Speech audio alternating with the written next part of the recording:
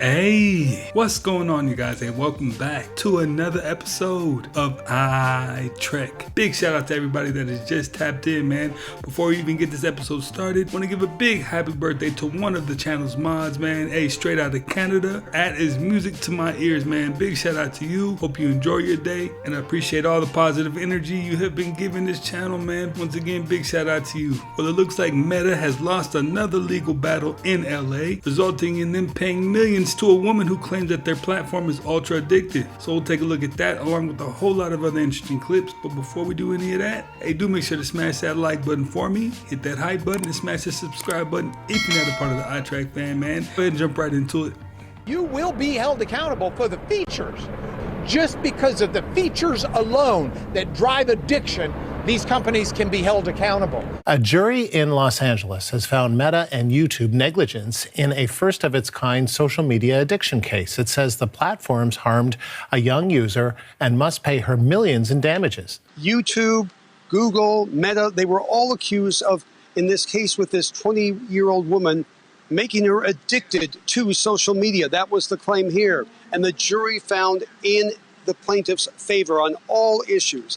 They said Google, YouTube, Instagram, Facebook, they were all negligent. They were all aware, the jury said, that there were potential problems, that you could have a young person harmed by this. But they said the companies basically turned their heads. Many people feel that this is going to trigger hundreds, maybe thousands of additional lawsuits making the same claims. Oh yeah, so there's going to be tons of people coming out of the woodwork right now looking for that check. But as we know, Mark Zuckerberg, the actual owner of Meta, is making millions per minute. So who knows if he's going to feel it or how this will affect the platforms.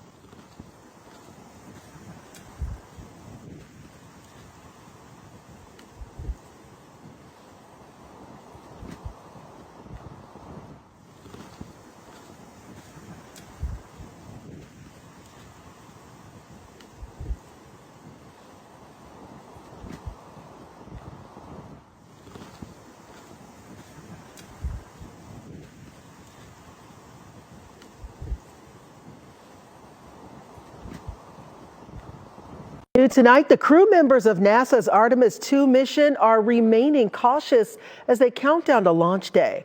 Now, speaking to the press from their quarantine at Cape Canaveral today, Commander Reed Wiseman, pilot Victor Glover, and mission specialist Christina Koch and Jeremy Hansen discussed the importance of the upcoming journey to the moon, noting that it is both a technical milestone and a broader human one. It is our strong hope that this mission is the start of an era where every person on Earth can look at the moon and think of it as also a destination. This is a test flight. This is the first time we're going to try this. This is the first time we're loading humans on board. And I will tell you, the four of us, we are ready to go. The team is ready to go and the vehicle is ready to go. But not for 1 second do we have an expectation that we are going. We will go when this vehicle tells us it's ready. NASA is sticking to its target launch date of April 1st with liftoff at 6:24 p.m. on Wednesday with windows that extend through April 6th. Now, this will be NASA's first mission to the moon in more than 5 years. Jim Carrey for a second? Yes. Yes. Yeah. Like, let's talk about celebrities. Yeah, definitely. Because this guy is waking people up and he's not even around anymore. Right. So you looked into him? I did. Yeah, okay. Everyone was saying in the comments, you guys should go watch her video. I'm like, no, I don't even want to watch it. I'm just going to wait. Let's just have her on. Yeah, I don't even want to watch it. So what happened with him? Because we did a whole like breakdown and it was just, I don't think that's him at all. Oh, yeah. Okay. So I looked into him very similar to I looked into Charlie Kirk, right? And Erica Kirk. Mm-hmm. And so Jim Carrey was on the other side. Okay, so when you remote view someone's soul, right? Like it's a frequency or a signature. So as a remote viewer, it's like if I want to go remote view Hawaii, especially if I've been there before physically, it's like I can just teleport into that, right? So it's like you follow the signature of the location or the individual.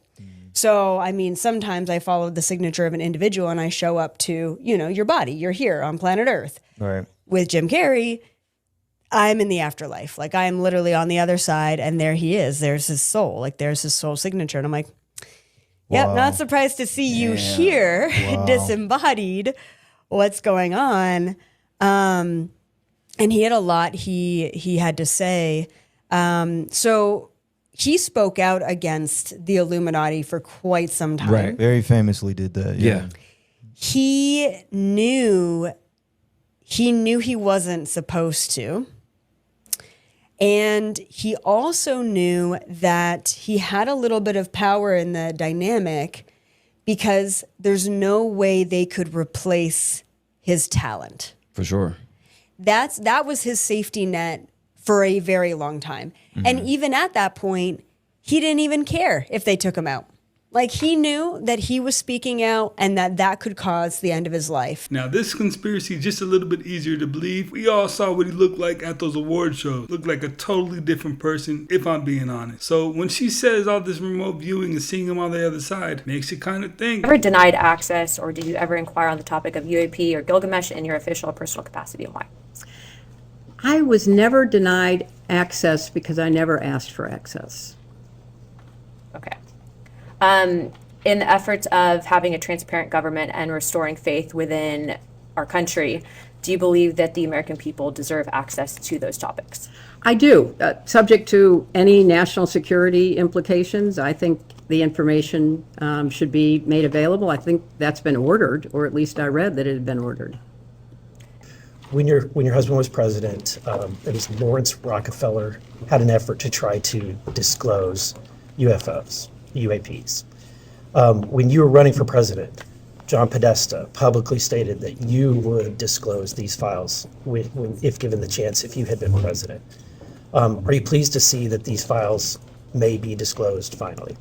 I am pleased. As I say, I think they have to be carefully scrutinized so that no national security information is disclosed. But this is an issue of real importance to so many people, and I think whatever can be disclosed should be disclosed. Was there a program that specifically that was referencing that you were aware of? I was not. As you mentioned, John Podesta, who was one of my advisors, was deeply interested in the issue, and if I had been elected, I certainly would have listened to his advice. Could I, this is sort of like off subject, but didn't you all require in the latest defense authorization that the UFO information has to be? Out. What? They ripped it out. They killed it. Oh, yeah, I thought that had gone through. That was my amendment, and it got ripped out. Oh, okay. Well, you've just, I didn't know that, so thank you for enlightening me. Okay. Yeah, they've been killing it. I didn't know that. See the world through a different lens? Check this out. This is what it looks like from far away. And this is what it looks like up close. What does Leonardo do? He writes everything he discovers down in coded mirror writing so that nobody but him can possibly use it. And he refuses to share even with his students and assistants the secrets of what he's doing, because Leonardo does not want to contribute to human progress. Leonardo wants to make unique masterpieces so that hundreds of years later, people will see them and marvel and say, how did he do it? No one else has ever been able to replicate that method, so that he would be marveled at by the future exactly the way he and his peers marveled at the works of the ancients. And they look at something like the Colosseum or the Pantheon in Rome with its enormous dome, and they say, oh, how did they do it? If only we could work that out, we could make one, and then make sure no one else could. Brunelleschi, who built Florence's famous beautiful dome, deliberately burned all of his notes and schematics so that nobody else would be able to replicate his work. That is an inventor, and it is an engineer, but in the sense of a community of scientists, this is not a servant of human progress. This is actually a saboteur of human progress, if anything, who deliberately makes progress and then tries to cut it off at that point so that no one else can be his peer. Leonardo seemed to be filled with a whole lot of ego of the demonic type. It's over Phoenix, daytime. Looks like the sun is either setting or rising. I can't really tell, but you see they zoom in on something off in the distance. It appears to be a black orb-shaped object, and it's just floating in the air, completely stationary, not moving at all, just floating there. And they're zooming in and out on it. Now, if you go watch this clip, which will be linked down below, you can also hear their reactions to what they're seeing on camera. And their reactions sound very genuine and authentic to me. Like, it seems to me like they really caught something on camera here. Now, I'm sure you're immediately going to say that is just a balloon. Balloons don't just, at least to my knowledge, balloons don't just sit stationary in the air without moving at all. Unless it's tied to a string, and then that would make it not increase in elevation because of the length of the string or rope or whatever. However, you would expect to see it moving a little bit. You would expect to see it moving a little bit and not just being perfectly stationary in the air, because I'm sure there's at least a little bit of wind, a little bit of a breeze that would cause it to move around. This object is not moving at all. At least that I can tell, it's not moving at all. It's just floating there. So that is incredibly bizarre, totally black. There's no discernible features at all. And these guys filming it are truly freaked out by what they're seeing. I want to hear from you in the comments down below. What do you think about this clip? Do you think that this was actually just some type of balloon used to indicate where new houses are being constructed, or is it a UFO black sphere hovering in the air? Let me know what you think in the comments down below. They were photographing the aurora, but when they checked the shots, this face was staring back. No flash, no reflections. So what was watching them in the dark? Having delusional amounts of self-belief is a stronger predictor of success than intelligence. Smart people talk themselves out of doing the hard thing. Delusional people never give up. I think they walk among us. And I think that some of you know, I think we're all familiar with some of them. I think they're right here with us. We just don't know who they are. Hey, it almost kind of felt like he was hinting to himself. Or was I kind of reading too deep into that? You know, he was like, they're kind of like right here among us, in your face. You ever encountered someone that you thought was a hybrid? Yes, there are people I've met that to me felt like they're not 100% human. And some I've met at CIA, some I've met just in ordinary everyday life. You just get this feeling that you come in contact with them and you know that they're special. Especially with me personally, if I walk into a room, I can tell who the light workers are because I can feel the energy radiating from them and I react with that energy. And I really like that feeling of that energy that they emanate. It's a good, friendly, very strong, very vibrant, positive energy. Likewise, you go into a room and all of a sudden you just feel like that person is someone you don't want to be with. They're just resonating differently. And it's more like resonance, like we need to find our natural resonance.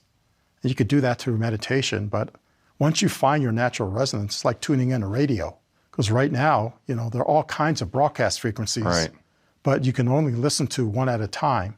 How did your hybridization come about? Is that one of the ways that you found out?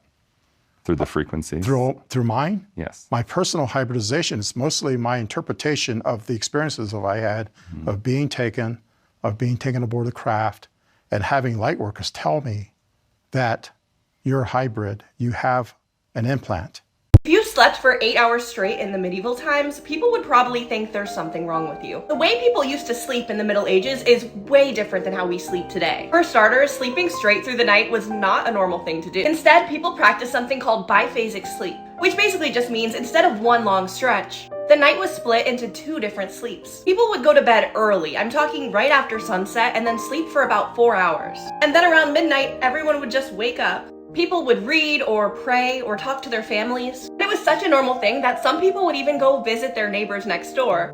I don't know what this picture is, but many people saw this time as their quiet, sacred period in the middle of the night, which was much needed after being busy all day and not having any time to relax. But that's not even the strangest part about medieval sleep.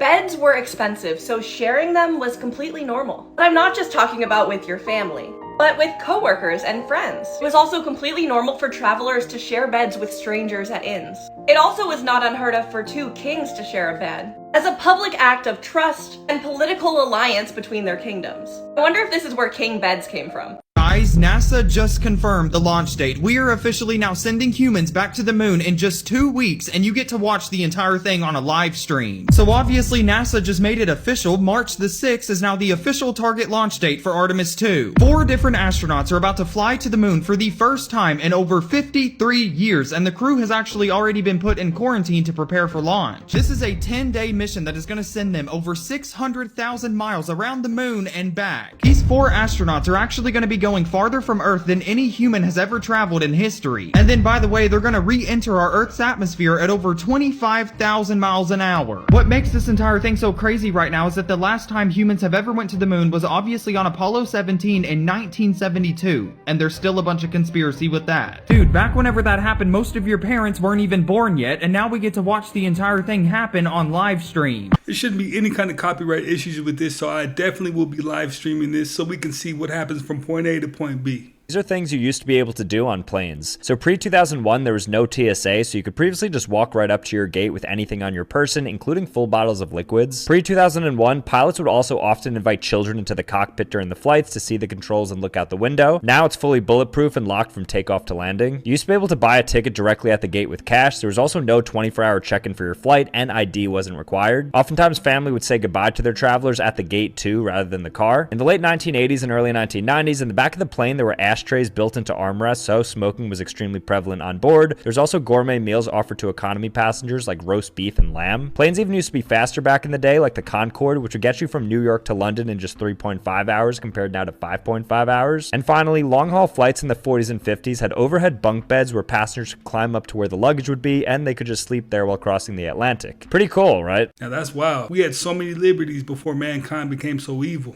At one point, multiple human species existed on Earth, not in different eras at the same time. Neanderthals were our closest extinct human relatives, obviously, but they weren't dumb. They actually had bigger brains than us. Also, we did not wipe them out. We slept with them. So if you have anxiety or joint pain, congratulations, that might be Neanderthal DNA. But they were not the first, and they were not alone. Denisovans also slept with Neanderthals. This is Denny. She is half Neanderthal, half Denisovan. They were first identified from a single finger bone in Siberia, but their DNA is still alive in people today, mostly in parts of Asia. Homo habilis is one of the earliest recognized members of the genus Homo. They lived 2.4 to 1.4 million years ago. Their name means handyman because they probably made the first stone tools. They lived in Africa and were a transitional species, part ape-like, part human-like. Homo erectus were the first to leave Africa. Their name means upright human. They ruled the planet for nearly 2 million years. They mastered fire, made more advanced tools, and outlived almost every other early human species, but they vanished anyway. Homo heidelbergensis lived in both Africa and Eurasia. They adapted to colder climates by developing stockier bodies, and from them likely came Neanderthals, Denisovans, and us. And Homo floresiensis, the hobbits, 3 feet tall, tiny brains. They lived alongside pygmy elephants, except the pygmy elephants were regular-sized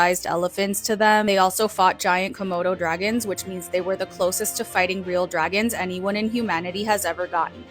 Thank you. Know that in jail or prison, a lot of inmates actually report lots of sightings, lots of paranormal activity, getting sleep paralysis, waking up at 3 a.m., hearing voices, little whispers, all these demonic activities. And a lot of this makes sense because inmates, they commit horrible crimes, robberies, murders, anything you could think of. All these crimes carry a lot of negative energy, and demons love attaching themselves to people who have negative energy, who produce a lot of negative energy because it feeds them. It's like fuel, and it's kind of like graveyards. A lot of demons and ghosts, people say they're ghosts, but I think they're demons. They hang out in graveyards, and people say it's because that's where the dead is buried. They think it's the bodies of the people who were buried there, but I don't believe that's what it is. I believe a lot of these things hang out there because of the grief that happens there. What happens when people go visit graveyards? They're sad, they're depressed, they're crying, and that's more negative energy that these demons love to eat. That's why a lot of them hang out at graveyards. But I also do believe that there's a lot of demons in prison and jail, not because they just hang out there, but because they were the ones who were whispering in these inmates' ears to commit these crimes. I also noticed he didn't mention how if you're locked down for 24 hours a day, that definitely can trigger some psychosis in your brain. You definitely will be seeing and hearing things. Not to say that there isn't demons, because I'm sure there's plenty of demons in prison, but your mental dexterity definitely is disintegrating day by day while you're locked up. Forget when this guy was on the run from police and kept releasing photos with a swirl effect to taunt them, which made his case so popular it became a worldwide hunt because everyone everyone wanted the mystery solved. So police in multiple countries really kept releasing these pictures, asking if anyone recognized Swirl-face or any of the backgrounds he was in. And they had no idea or any leads as to who he was, until about 6 months later when one detective realized you could basically just reverse the swirl effect and reveal his face, which pretty much led to him being caught immediately after. Elon Musk is so rich that his net worth is equivalent to the combined net worth of 4,328,125 U.S. families, 415 Taylor Swifts, 193 Michael Jordans, 34 Jamaicas, or at least their annual GDP, and 16 Target corporations. The average private sector worker makes $37.59 an hour. On the other hand, Elon Musk makes $29,083,333 an hour. That's why when the average American goes to Dunkin' and gets a $5 latte, that's equivalent to Elon Musk buying 6 franchise locations. And when Elon Musk buys the median American home, that's equivalent to the average American spending 30 cents on a piece of gum. And when the average American spends $25, that's equivalent to Elon Musk spending $19,342,467. So, how rich is Elon Musk? At this moment, his net worth is $831 billion. There's a government database that shows every large company that's planning layoffs in the next 60 days, and nobody is talking about it. So let's talk about it. Did you know each state is required to be notified by companies with 100 plus employees if they plan to do a site closure or mass layoffs in the next 60 days? Let's get into it. Let's look one up. Okay, so I live in New Jersey, so I looked up NJ Warren Notice 2026. And then you can click right into that and you can zoom in. So mine is a PDF. In our state, it's different everywhere, but you can see T-Mobile, Blue Cross Blue Shield, Amazon, all have plans to lay off X amount of people. So those are the workforce affected. And this is across the country. You can look this up and it has to be within 60 days. Layoffs are always top of mind these days. So send this to somebody who's been a little more worried and give them a little peace of mind that they should have 60 days to look for a new job. Now, that's a gem for those who want to catch their boss off guard before their boss catches them. Do you know what this means? There's a saying, when the lips disappear, trouble is near. So those tightly held lips are signs of anger, frustration, annoyance. So watch out for the lips, because when the lips disappear, trouble is near. Okay, so I've been around for a while, but I just found this out that's like 100% confirmed to be true. Did you know that NASA has one of the largest film sets in the world on its property? That they claim, like, I don't even know what their claims are, but they got a massive film studio at the NASA center. Now, this is the same NASA which allegedly sent a bunch of guys to the moon, all of which get violent and angry when asked to swear on a Bible that they went to the moon. Which is a very odd reaction. I don't know if you've seen Buzz Aldrin, all these guys. Will you swear on a Bible? No, get the hell out of here. It turns into a big kerfuffle. Now, we have videos and images of the sun now with people with powerful cameras. We got the CGI images of the sun given by NASA, which, by the way, you can Google. Does NASA use CGI? I'll show you the result. Yes, NASA uses CGI, but primarily to illustrate concepts and events that cannot be filmed and for public outreach. So how are they going to use CGI to describe or illustrate, rather, a concept to you? But how do they know what the concept is or looks like that they're trying to CGI in the first place if they cannot film or take a picture of it? Now, to be clear, it says here, it is not used to fake actual photos or videos, of course, but it's presenting photos and videos that are computer-generated images. Illustrating inaccessible events, NASA uses CGI to visualize mission timelines, spacecraft deployments, or events that are impossible to record with a camera, such as the landing of a rover on Mars. They're getting billions of dollars, millions and millions of dollars per day to do space stuff. Are you comfortable with them wasting money to CGI the landing of a rover on Mars, as if that's like important to the findings of what is allegedly going to be found on Mars? Let me know your thoughts in the comments below and follow for more. Note to self. NASA has a huge studio. Stay skeptical, because you never know. Yeah, you can't believe everything you see. I'd never heard about the CIA before. and I had never heard about your role in the CIA before, and I was a 16-year-old. Right. How would you explain to me what you did there, what your role was, and what the CIA is? Sure. The CIA is an intelligence service whose job it is, at its most basic level, to recruit spies to steal secrets and to analyze those secrets so that the policymakers can make the best informed policy. So this is nuts. People have now recorded multiple instances of squirrels vaping. One video from London looks like a squirrel vaping on break after collecting nuts, and another one too in Philadelphia. Reports are saying that they're attracted to the fruity smell rather than the nicotine, but I just think that's because they haven't tried enough nicotine yet. Out of all the ways we could ruin an entire species, I didn't think it would be like this. I'll tell you one thing, you definitely don't want to touch it. Let me tell you something. That was a highly venomous creature known as the giant siphonophore. You can't miss them. It's the longest creature in the world, getting up to 50 meters long. That's longer than a blue whale. That's half a football field. But the crazy part is technically, it's not just one creature. It's actually a colony of creatures known as zooids living together as one unit. And all of the zooids have different roles. Some of them for reproduction, some for digestion, and some of them are for stinging. And a sting by one of them is said to be one of the worst pains a human can experience. Not to mention, their venom is a neurotoxin, so you could become paralyzed in the water. I'll let your imagination figure out how that plays out. Oh, but the worst part is you don't even need to touch them to get stung. If anything gets too close to one, they could fire their stingers. And considering their stingers are living zooids, they could chase you. They're alive. I don't like it. Moral of the story, I do know what that is. It's about 150 feet of problems that nobody needs. And as always, follow for more facts. One of the facts is that if you are from this planet, you don't get sunburn. Okay. Think about that. You said God makes mistakes. Is that Melchizedek said that? Now, hold on. Go ahead. I feel like there's a certain separate group of people on our planet who have sequestered ancient information and knowledge, and they feel like they have an empirical rule over us by blood ties. Has Trump been planning what could be about to happen for the last 39 years? Why couldn't we go in and take over some of their oil, which is along the sea? This interview with Trump was recorded in 1987, where he is asked multiple questions about Iran by Barbara Walters. Let them have Iran. You take their oil. That's what How?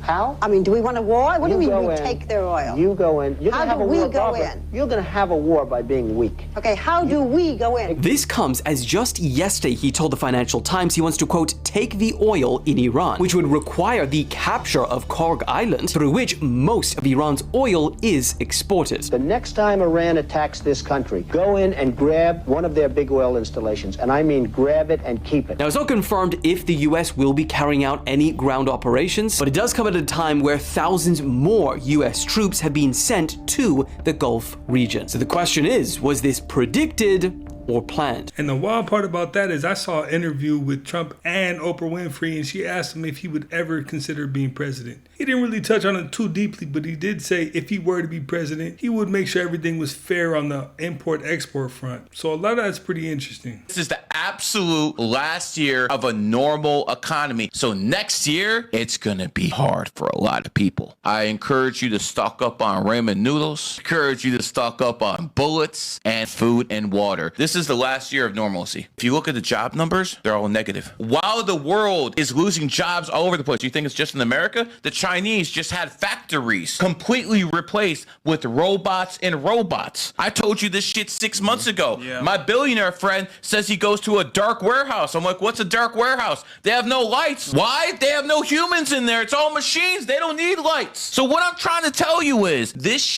is all coming down. If you go to my house, you think it's a grocery store with how much water I have there. I'm ready. One of the richest people I know, he called me up 18 months ago. He's like, Gary, I'm going to open a gun shop. I'm like, why? There's not much money in that shit. He's like, oh, I'm not worried about making money off it. When shit hits the fan, I got somewhere to go get all my ammo. They told me that 18 months ago. So you can do one of two things. You can enjoy the last year, go out there to the bar, go have a whole bunch of Or you can prepare. Prepare by knowing something about AI. Prepare by having some money in reserves, gold, ammo. Right above our TV station or within sight of our TV station. And again, a lot of people have been talking about this. Our phone started ringing off the hook just about 30 minutes ago. We've gotten some emails.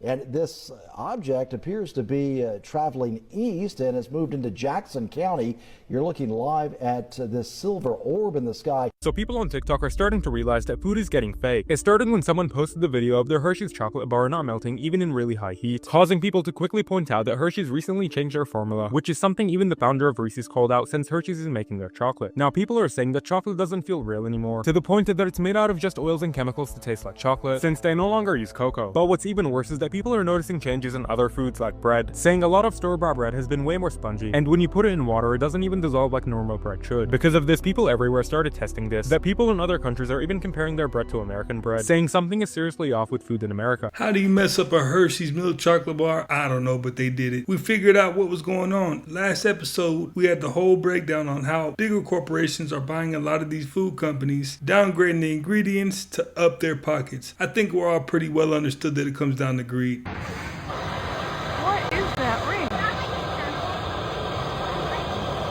That's crazy.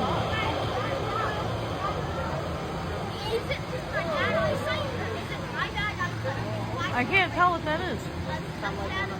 Critical headlines you missed if you rely on mainstream media for the news in 60 seconds. For the first story, Trump just called for an extension of warrantless surveillance powers, something we all need to be aware of. Now, this is something that already exists. It's called the Foreign Intelligence Surveillance Act. It allows the US government to spy on foreigners without a warrant, tapping into everything from emails to texts to even calls. But it's frequently used on American citizens, especially protesters, journalists, and hilariously, even on Trump himself. Back in 2024, Trump posted that he wanted to kill FISA because it was caught spying on his campaign. This is obviously a massive violation of our privacy and rights as citizens, and while I don't know what we can do as citizens, you can at least be aware and spread the word. I did no one tell me that NASA accidentally reconstructed the real face of the historical Jesus and told no one about it. In 1976, there was two scientists about to run a test that they really didn't want to run. And the reason is because they knew that this test would either scientifically prove or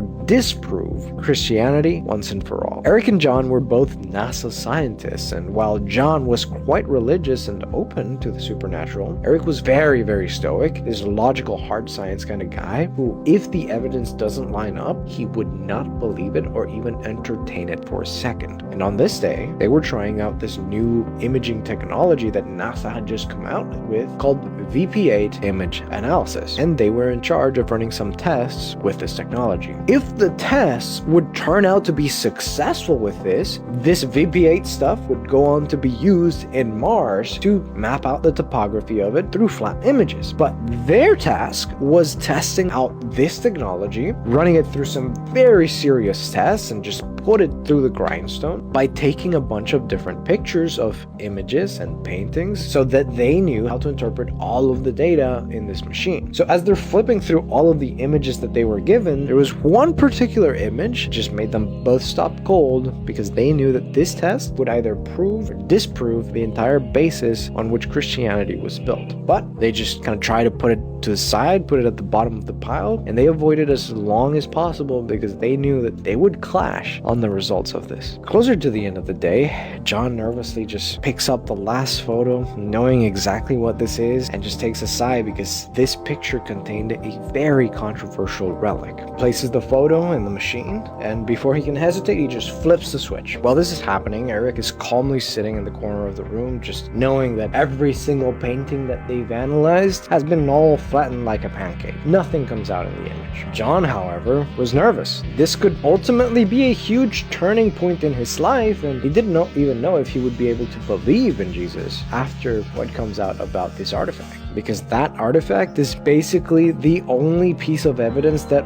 we have physically that he existed. Therefore, they're both just kind of staring at the little green NASA monitor, and the light starts crawling across the screen, tracing this image, and after a few seconds, the line starts actually tracing a three-dimensional image. immediately when this happens. They both just look at this, they look at each other, and there is a silence in their room that speaks louder than any word could have spoken, because the line started to trace something that very clearly looked like a 3D model of a crucified man. Now, from this investigation, the findings were so incredibly solid for both of them that they founded an organization called STURP, where they actually tested this relic and confirmed without a shadow of a doubt through genetic and forensic testing that this relic was absolutely real, because they tested the pigments in this particular artifact to see if it was a medieval forgery. But what they found instead was that that wasn't even pigment, and in fact it was blood. Real human hemoglobin type AB containing high levels of bilirubin, which is something that only appears in blood when a body has gone under extreme systematic torture, pointing and confirming without a shadow of a doubt that this relic, which we now know as the Shroud of Turin, was indeed the burial cloth of Jesus Christ. Well, you guys, that's another one in the books, man. I appreciate you guys for always stopping by, watching, and learning with me, man. Hey, if you haven't already, do make sure to smash that like button. If you haven't already, hit that hype button. If you haven't already, go ahead and smash that subscribe button, and I will definitely catch you on the next one.